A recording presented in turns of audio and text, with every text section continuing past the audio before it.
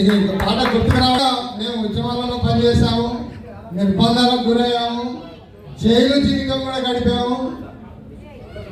అక్కడి నుంచి వచ్చి రైల్వేలో చేరి 35 సంవత్సరాలు గడిచాయి. ఈ సందర్భంగా వచ్చిన ప్రతి వాళ్ళకి మరొకసారి శిరస్సు వచ్చి నమస్కరిస్తున్నా. అందరికీ జై భీమ్, జై భీమ్, జై భీమ్. Thank you. ఈ పాట ఏం పారిపోయే విధంగా ఏం లేదు, అందరినీ ఆకట్టుకునే విధంగానే ఉంది. మంచి స్వరం కూడా, స్వరంలో మంచి హెచ్చింగ్ కూడా ఉంది కాబట్టి మీరు బాధపడాల్సిన అవసరం లేదు. ముందు ఇప్పుడు ఖాళీ టైం దొరికింది కాబట్టి నాతో కలిసి మేమిద్దరం పక్క పక్కనే ఉంటాం. కలిసి ఇద్దరం ప్రాక్టీస్ చేసి ఇంకా మంచి మంచి ప్రోగ్రాంలలో, మేడే కార్యక్రమాలలో, మన యూనియన్ కార్యక్రమాలలో ఈ పాటలు పాడడానికి మనం ప్రయత్నిద్దాం. కోరస్ పాట అయితే చాలా బాగా పాడతాం. మీరు main singer. Okay, thank you Guruji, thank you. మొత్తము ఈ రైల్వేస్లో మొత్తంగా సామాజిక బాధ్యత, ముఖ్యంగా ఇంకా లోకో పైలట్ అనేది కత్తి మీద సాము లాంటిది ఉద్యోగము.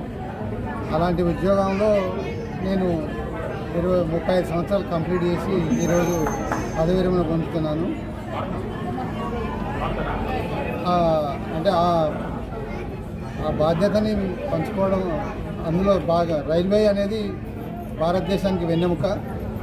ఆ యొక్క వెన్నెముక దాంట్లో నేను ఒక చిన్న భాగస్వామిని కావడం అనేది నా జన్మ అదృష్టంగా భావిస్తున్నాను. బాధ్యతలు చాలా బాధ్యతాయుతంగా, ఎలాంటి ఒడిదుడుకులు లేకుండా, ఏ రోజు కూడా ఏ ఆఫీసర్ తోటి కానీ, తోటి కొలీగ్స్ తోటి కానీ, ఎవరితోటి ఎలాంటి ఇబ్బంది లేకుండా సామాజిక బాధ్యతగానే భావించి, సమాజంలో భాగంగా సమాజాభివృద్ధికి ఇండైరెక్ట్గానైనా దీంట్లో నా పాత్ర ఉన్నదనే ఫీల్ అవుతూ, మేము ఒక ట్రైన్ నడుపుతున్నామంటే మా వెనక వేలాది మంది ప్రయాణికులు ప్రయాణిస్తుంటారు. మేము ఒక loco pilot, assistant loco pilot నిద్రపోకుండా ఉండడము అంటే ఒక 2000 మంది ప్రయాణికుల్ని మేము సురక్షితంగా గమ్యానికి చేరుస్తుంటాము. ఆ బాధ్యత తీసుకోవడం అనేది చాలా గౌరవంగా ఫీల్ అవుతుంది. తోటి ఉద్యోగస్తులకు ఇచ్చే సందేశం అంటే,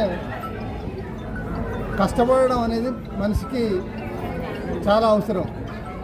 అయితే యాజ్ ఏ రన్నింగ్ స్టాఫ్గా కానీ, వేరే పరంగా కానీ చాలా రిస్క్తో కూడుకున్నటువంటి లోకో పైలట్. కాబట్టి దాని నుంచి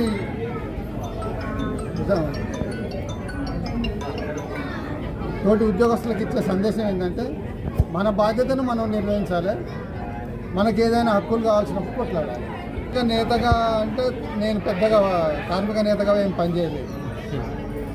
కాకుంటే విద్యార్థిగా ఉన్నప్పుడు భావాల యొక్క ప్రభావంతో కొంత సమస్యల మీద మాట్లాడేది, అధికారులను నిలదీసేది, ఎక్కడ రాజీ పడకపోయేది. కానీ ఉద్యమం పరంగా ఇక్కడ కార్మిక నాయకునిగా నేను పెద్దగా ఎదగలే.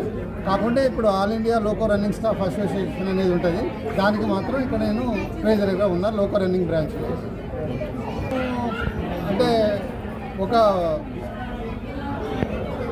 కుటుంబాన్ని, భర్త ఉద్యోగానికి వెళ్ళినప్పుడు భార్య మొత్తం కుటుంబాన్ని చూసుకుంటేనే తను అక్కడ ప్రశాంతంగా డ్యూటీ చేయగలుగుతాడు. ఇంటికాడ తన పిల్లల్ని, కుటుంబాన్ని చూసుకోలేకపోయింది అనుకో, ఈ ప్రభావం ఉద్యోగంలో, వర్కింగ్లో పడుతుంది. కాబట్టి నాకు ఏ రోజు కూడా ఉద్యోగంలో నేను ఒక ఇబ్బంది ఎదుర్కొనే పరిస్థితి రాకుండా నా భార్య 24 గంటలు పిల్లల విషయంలో, కుటుంబ విషయంలో, నేను డ్యూటీకి పోయేటప్పుడు అసలు రకంగా చెప్పాలంటే ఇండైరెక్ట్గా తనే డ్యూటీ చేసినట్టు. ఎందుకంటే మాకు కాల్ బుక్ ఇచ్చినప్పుడు 24 అవర్స్ 2 అవర్స్ ముందే ఇస్తారు. ఆ 2 అవర్స్ ముందు లేచి మొత్తం క్యారేజ్ ప్రిపేర్ చేసి మమ్మల్ని లేపితే మేము క్యాజువల్గా ప్రశాంతంగా డ్యూటీకి పోయేది. ఆ విధంగా కుటుంబానికి తను ఒక మూల స్తంభంగా పనిచేసింది. అరుణ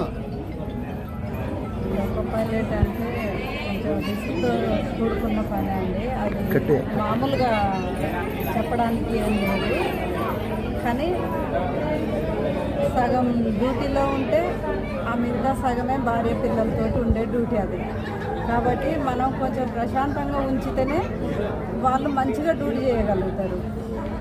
అది దిగిపోయే రిటైర్మెంట్ వరకు కూడా హ్యాపీగా ఉండగలుగుతారు. మనం ఇంట్లో ప్రశాంతంగా లేకపోతే కూడా వాళ్ళు చేయలేరు.